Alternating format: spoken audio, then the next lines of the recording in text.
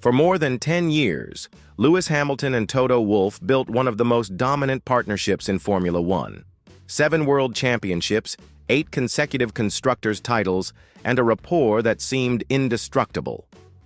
But would you have guessed that this seemingly perfect partnership was fraught with serious difficulties? A challenge that led the Mercedes boss himself to confess that he hated certain phases of this collaboration, and that it was precisely this complication that possibly influenced the 7-time champion's transfer to Ferrari. Stay with us because I will reveal the explosive details of the renewal negotiations between Hamilton and Wolff, and how this situation almost ruined one of the most stable alliances in Formula One. To understand the magnitude of this issue, we need to go back to the beginning of the partnership between Hamilton and Mercedes. When the German manufacturer decided to persuade the Englishman to leave McLaren in 2013, it was already clear that reaching an agreement with Lewis would be an arduous task. We are talking about a competitor who has always accurately recognized his market value, who has never accepted offers without thoroughly examining every aspect, and who has turned every renewal into a real war behind the scenes. The scenario became even more sensitive because Hamilton was leaving a legendary team where he won his first world championship to venture into a totally new and uncertain project.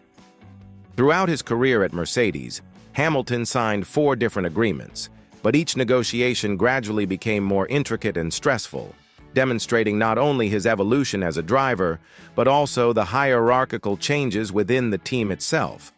What Wolff recently confessed in a conversation with the website Formula.hu is impressive. The Austrian manager directly acknowledged that he hated the contract negotiations with Hamilton. And the reason is even more unexpected. According to his statements, those 2 months put their friendship on hold. Imagine the situation. For 2.5 years, Wolff and Hamilton were great friends, agreed on everything, shared their private lives, and maintained impeccable harmony. They talked about their families, personal projects, aspirations, and disappointments. Hamilton even enjoyed vacations with Wolff's family, and the Mercedes boss knew the driver's ambitions and fears intimately. However, when it came time to renew the agreement, everything changed radically. Trust gave way to suspicion, collaboration turned into confrontation, and 2 partners found themselves forced to take opposite sides of the negotiating table. It was as if an invisible wall had risen between them, turning relaxed conversations into tactical planning. Wolff was completely sincere in explaining why these negotiations were so problematic. According to him, it always becomes more difficult when you talk to someone who is your partner, someone whose goals are very much aligned with yours. And there is another fundamental element. Hamilton is not simply an experienced negotiator. He is, in Wolff's own words, a sentimental athlete, not someone who faces these circumstances on a daily basis. This created a mixture of tensions, where personal elements combined with monetary and sporting issues. Every expression carried greater weight, every pause was analyzed, and every offer carried the value of years of partnership and mutual trust. The situation was further complicated by the fact that both understood that Mercedes' success depended directly on this union, creating extra pressure for everything to go smoothly. The situation became so unbearable that Mercedes had to take radical action. The team decided to bring in a third party to conduct discussions with Hamilton and his team, removing Wolff from the situation entirely. And it worked like a charm. According to the Mercedes boss himself, issues that previously took 2 months to resolve began to be settled in a matter of days. This change allowed Wolff to focus on maintaining his personal relationship with Hamilton, while specialized professionals took care of the contractual side.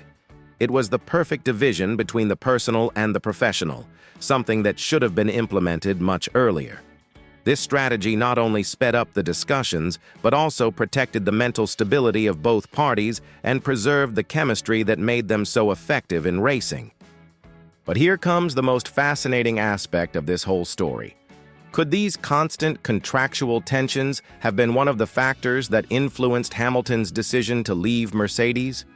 Look at the data. The seven-time champion's contracts became shorter and shorter over the years. The last agreement, signed in 2023, was a 1+1 contract, meaning Hamilton had the option to leave after just 1 year. And that is precisely what he did. Coincidence? Hardly.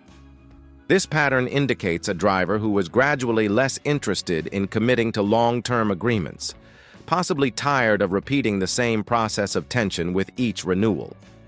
It is possible that Hamilton came to the conclusion that, regardless of the sporting results, this emotional drain was no longer worth it. Hamilton himself provided an indication of how exhausting these discussions were. Recently, when Kimi Antonelli was asked about his salary at Mercedes, the seven-time champion joked that he could help the youngster with his contract because he knew how to work with Toto. This seemingly light-hearted statement reveals a lot about the complexity of these discussions and how Hamilton developed specific tactics to deal with Wolff behind the scenes. It was almost like a game of chess, where every move had to be carefully planned.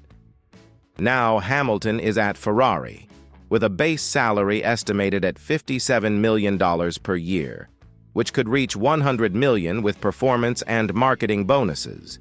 These figures make him the second highest paid driver on the grid, behind only Max Verstappen, who earns $75 million at Red Bull.